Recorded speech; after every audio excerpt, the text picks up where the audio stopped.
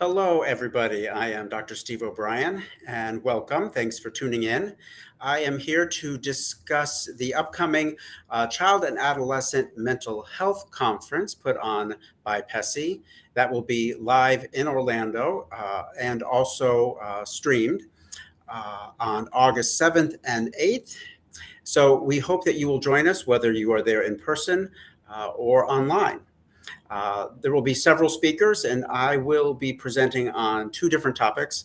Two of them, one of them is on what I'm going to discuss in a few minutes. It's called I'm So Awkward, some strategies for helping teens with social anxiety. And the other one is on post-divorce conflict. It's entitled Kids in the Thick of Post-Divorce Conflict, Strategies for Promoting Co-Parenting and Child Adjustment. So again, hope that you will join us either in person or stream. By stream, that's again August 7th and 8th in Orlando, Florida. So I'm sure that many of you who are working with youth have heard your preteens and teens use the phrase, I'm so awkward. It's a thing, right? Lots of memes are based on it as well. And it is true, however, that social anxiety is on the rise. In fact, all kinds of anxiety are on the rise when it comes to children and teens. And there's a number of reasons why social anxiety is on the rise. Research is telling us several things. Some of them, I'm sure you would guess. But let's go over a few of the sorts of things that are influencing kids to feel so awkward and to be so socially uncomfortable. So, of course, one of the biggies is social media. And I think it's really important that we recognize how the youngest generations right now, Generation Z and Gen Alpha, they really don't make a big distinction between their IRL, their in real life existence, and their online virtual existence. And in fact, we know that many, if not most, youth are spending many hours a day on social media platforms. And one of the things that is happening is that there's a very strong correlation. And in fact, it's becoming so strong that now there's some research showing it's not just a correlation, but there may actually be a predictive relationship between heavy social media use and higher incidences of anxiety and depression in our youth today. There's a variety of reasons that we can speculate and that we are learning about as to why this is occurring. One of them, of course, is we all know that there are many critical periods during our youth where learning social skills, learning to manage social discomfort, learning to manage frustration with others, all of those things, there's really no substitute for learning those things in real time, in real life with adults, peers. But so many kids today are spending so much time online that those skills are not really getting enough flex. So they are instead learning a lot of technological or social technological skills. So yeah, they can block people and send lots of memes and do all kinds of things online, but they have a lot of control of what they do online. And it's very easy for them to avoid things they are uncomfortable with. It's easy for them to appear anonymous if they want to. They create avatars that represent perhaps parts of who they are. But it has become something that is interfering with more normative social skill and social management development. So another thing that happens online, as you can imagine, is that evaluation is like on steroids, right? In other words, the social media world is very hyper evaluative. In fact, I sometimes get in a soapbox and say, I think we've got too much evaluation in the world in general. Like, you go to the grocery store and then you get an email that says, how was your experience at the grocery store? It's like, I got my bread. but online and social media platforms, there's even more of it, right? And comments are encouraged. And it doesn't take much for a young, fragile mind to start spiraling in a negative direction because of some negative comments. It's human tendency, human nature to focus more on the negative, unfortunately. And so what happens is because there is so much negativity that does happen online, they become very sensitive to it. And unfortunately, they can generalize some of that when they're in a real world setting. So for example, they go to the mall. Kids already, if they're not on social media a lot, are still going to have what we call that imaginary audience, right? That they are concerned with how people are perceiving them, and they can think people are watching them even when they're not. Well, that gets super heightened if they've been on social media a lot. So they really believe that they are being judged very, very in a really scrutinizing fashion when they are out in public. And things like idealization and devaluation, those sorts of processes are almost normalized online. Like, people are praised and then they're knocked down, right? So another thing is that their online presence really becomes one of the primary venues for them to meet many of their developmental needs, such as acceptance and belonging, such as managing their impression to others, such as gaining some recognition, some social status, feeling like they have some social influence.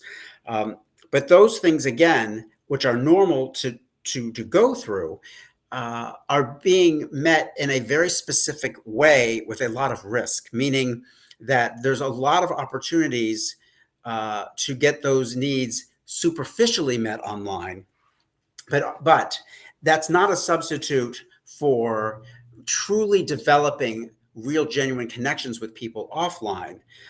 And so it can give young people a real false sense of security, but then they start to realize that in the real world, it does feel different. It's much more intimidating for them. So these are just some of the factors. And I think that when we think about those things, it's important to kind of make some adjustments to how we work with kids that come into our office with social anxiety. So before I get into that, let me say again, introduce myself again. I'm Dr. Steve O'Brien. I'm a child adolescent psychologist who will be presenting at the Child and Adolescent Mental Health Conference in Orlando, Florida, as well as streamed online August 7th and 8th, and certainly hope you'll join us there. So one of the things that we want to make sure we do when we're working with young people today with anxiety, and particularly social anxiety, is to recognize that even though this latest generation, these late Gen Z and Gen Alpha, they are very mental health savvy. So they do know a lot about diagnoses. They know a lot of information about mental health. They are less stigmatized about it. Those are good things. However, that doesn't mean that if they go to a therapist, that they're going to be totally comfortable, truly diving in to sensitive material and making themselves vulnerable. I have found that many kids today that are socially anxious but psychologically savvy, they speak in a way sometimes that's a little simplistic when it comes to mental health. They're quick to diagnose themselves. They're quick to diagnose their friends. They're quick to relate to some of the criteria of some of the diagnoses, but they have difficulty often really getting in touch with more vulnerable feelings, and also with trusting enough to share some of their thoughts that are more sensitive as well. Because again, they can be very concerned with being judged by us as well. So sometimes it takes that kind of acknowledgement so that we can ease into therapy a little bit more with them. And we don't want to make the mistake that because they're savvy and not feeling stigmatized by mental health, it doesn't mean that these are going to be easy conversations for them to have in a significant way. So what does that mean? It really means that we should probably start off with more low demand dialogue. So by low demand dialogue, I'm talking about just finding out what they do online, finding out what kinds of just interests they have, all those sorts of very good rapport building topics, but they're very significant because they allow kids and teens to ease in rather than immediately start talking about thoughts and feelings that might be really difficult. If we go too quickly, they may be cooperative or compliant, but not give us the depth. So it's really important to recognize that getting to know their interests, getting to know what they do online, finding out places they like to go, music preferences, all those sorts of things really is a wonderful primer to discuss more sensitive material later down the line, but also tells us a lot about who they are as people. So it's also more important today to be a little more transparent about your work in terms of just talking about the sorts of issues that you see very often in your office.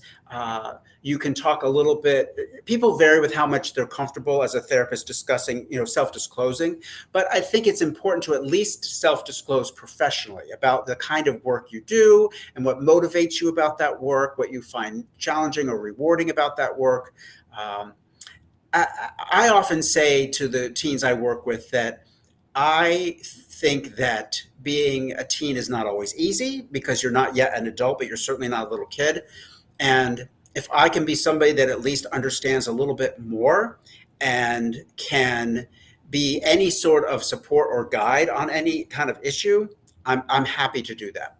Uh, so being transparent, starting with low demand kinds of dialogues can be really, really helpful. Another thing that I think is really important to keep in mind is that kids, when they come in with social anxiety, as we know, may already have one or more pre-existing diagnoses. So they may come in with ADHD, they may come in with autism, they may come in with depression. As we know, comorbidity is more the norm rather than the exception when it comes to child psychopathology. Sometimes also you may yourself uncover some other sorts of issues as you're working with the youth. So why that's important is because it has implications for how we proceed. So one example that I'll talk about is when you're working with kids that have social anxiety, there's kind of this common idea that you want to help them socially in terms of like some social coaching. Well, but we have to be really careful with that. And why we do is because social coaching should take on a very different look depending on what those other diagnoses are. So, for example, if a kid does not have ADHD, particularly the impulsive type, and does not have autism, then what I think is really important to recognize is those kids very much need assistance with feeling more socially confident, but they don't need social scripts. In other words, it is not helpful to talk to socially anxious kids who do not have a comorbid diagnosis of, again, impulsive type ADHD or autism. We want to help them be gradually more confident so they can be more spontaneous with what they think and feel, because those kids generally overthink. Then they have this kind of paralysis by analysis and they don't talk. So we want to help them get more spontaneous. And I've got a technique called the association to dialogue technique that I'll be discussing in the workshop. So I hope you'll attend. And I think you'll find it very useful. But it's basically helping kids start getting in touch with their inner dialogue and gradually getting more comfortable sharing it, rather than thinking, what should I say? What should I say? However, for kids that have ADHD, the impulsive type in particular, and or autism, we don't want those kids to necessarily be socially spontaneous because they're more likely to not be appropriate. Those kids do benefit from more social scripting, more traditional social coaching about helping them learn certain kinds of phrases, helping them learn some social do's and don'ts, and kind of learn some of the kinds of norms that they may not fully understand. But we don't want to do that with kids that do not have those comorbid diagnoses, because you could actually inadvertently promote anxiety, because then they can think, I'm not practicing enough, or I'm going to forget it, and I don't know the phrase. So we want those kids to rely on their inner dialogue that we gradually help them become more comfortable with. So again, I'm Dr. Steve O'Brien. I'm talking about one of my two seminars. This one is called I'm So Awkward, and it's strategies for helping teens with social anxiety. The other one I'm doing is going to be on post-divorce conflict, kids in the thick of post-divorce conflict, strategies for promoting co-parenting and child adjustment. So I'll be talking about those two subjects at the Child and Adolescent Mental Health Conference, Orlando, Florida, and online August 7th and 8th. Certainly hope that you will attend. So in closing, I just want to say that I really hope that you will consider attending. We've got some great speakers. There will be some great books for sale. It's a great opportunity to network, or again, joining us online. I hope that you found this little intro to treating social anxiety helpful, and I certainly hope to see you in Orlando. So